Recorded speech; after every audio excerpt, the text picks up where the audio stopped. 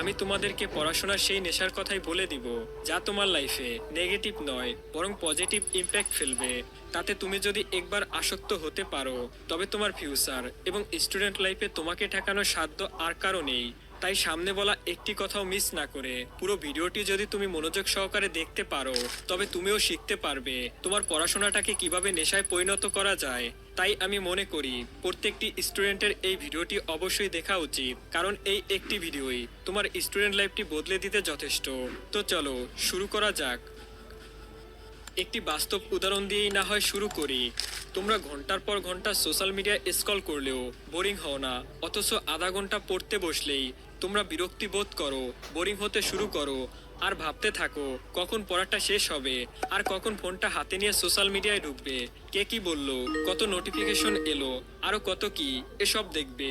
আর এটা থেকেই বোঝা যায় তুমি মোবাইল ফোনের প্রতি কতটা আসক্ত, যা বাস্তবে একটি নেশার মতোই।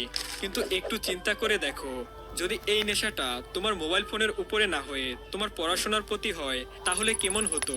হ্যাঁ, যদি এমনটা হতো, তবে প্রত্যেক স্টুডেন্টের 65 থেকে 75% সমস্যার সমাধান হয়ে যেত।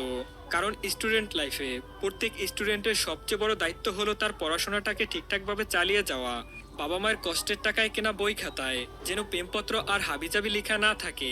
তোমার বাবার মাথার ঘাম পায়ে ফেলে অর্জিত টাকা মাস শেষে টিউশন ফিতে, এক্সাম ফিতে যেন বৃথা না যায়, বছর শেষে এক্সামের রেজাল্ট যেন খারাপ না হয়। হ্যাঁ, যদি তুমি এই বিষয়গুলো বুঝে নিতে পারো, তবে তুমি বুঝবে তুমি একজন আদর্শ স্টুডেন্ট। এখন তুমিও হয়তো বলবে, ভাইয়া আমিও পড়তে চাই কিন্তু পড়ায় আমার মন বসে না। তো এই সমস্যার সমাধানে আমি তোমাকে 4টি পয়েন্ট বলে দিব, যেগুলোকে নিয়মিত ফলো করলে তুমি তোমার পড়াশোনাটাকে এখান থেকে এখানে নিয়ে যেতে পারবে। পয়েন্ট নাম্বার 1, ইন্টারেস্ট তৈরি করা। আচ্ছা, পড়াশোনা মানে কি একগাদা বই নিয়ে নিজেকে একটি রুমের মধ্যে আবদ্ধ করে রাখা? না, মোটেও না। পড়াশোনাকে ইন্টারেস্ট তৈরি করা সম্ভব যদি তুমি এই ধরনের কিছু টেকনিক আয়ত্ত করতে পারো। সব সময় মনে রাখবে, যে কাজটির মধ্যে ইন্টারেস্ট তৈরি করা যায় সেই কাজটি শেখাও সহজ হয়ে যায়। তো চলো এবার দেখি পড়াশোনাটাকে কিভাবে ইন্টারেস্টিং তৈরি করা যায়। তুমি হয়তো লক্ষ্য করে থাকবে, কয়েক মাস আগে দেখা একটি মুভি অথবা নাটকের কাহিনী তোমার দীর্ঘদিন মনে থাকে, কিন্তু একটি পড়া আজ পড়লেই আগামীকালকে ভুলে যাও। আসলে এমনটা কেন হয়?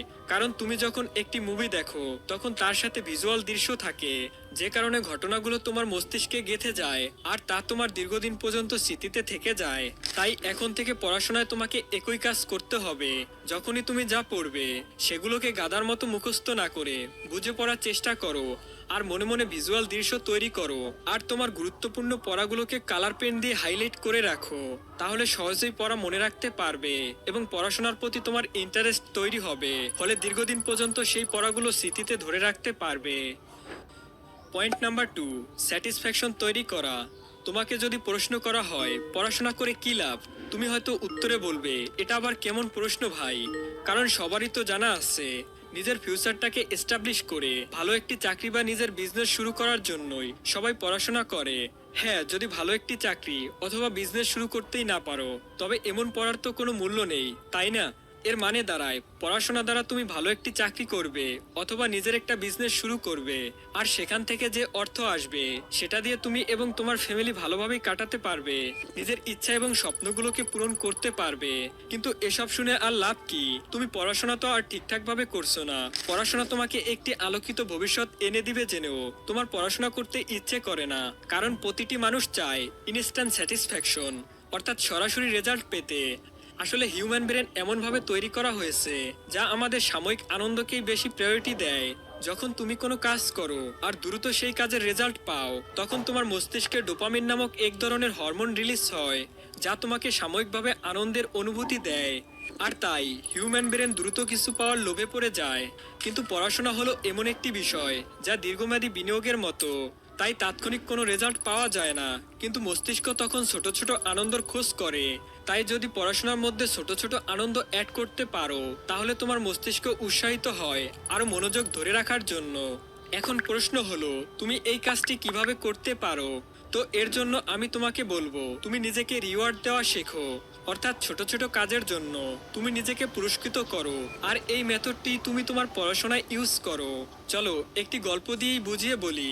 অমিত ছিল 19 বছর বয়সের একজন স্টুডেন্ট, যার পড়াশোনায় একদমই মন বসতো না।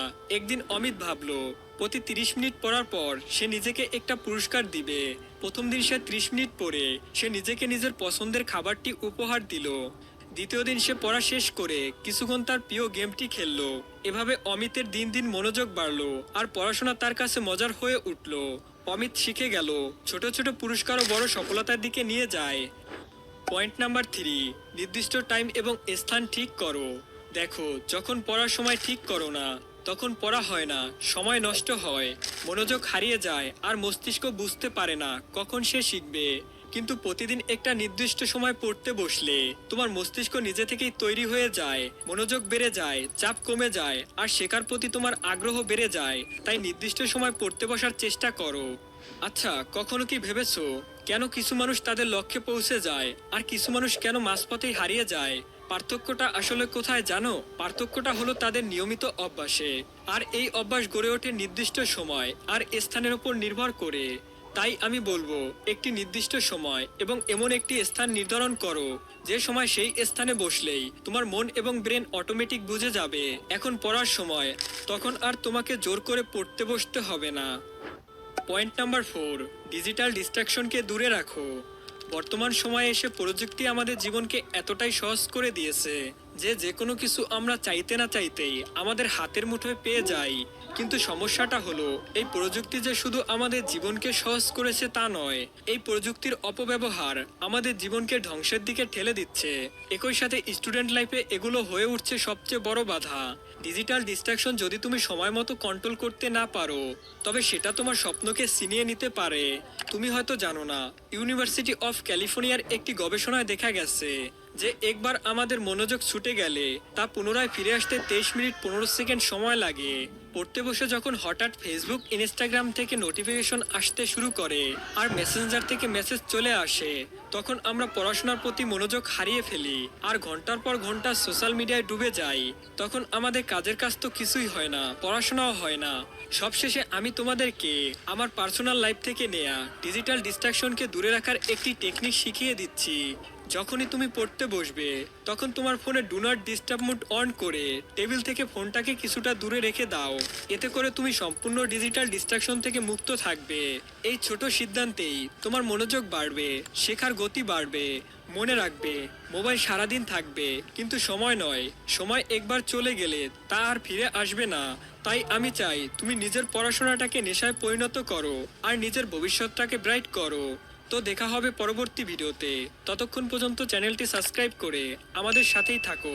পরবর্তীতে কোন টপিকের উপর ভিডিও দেখতে চাও তা আমাদেরকে কমেন্ট করে জানাও। So thank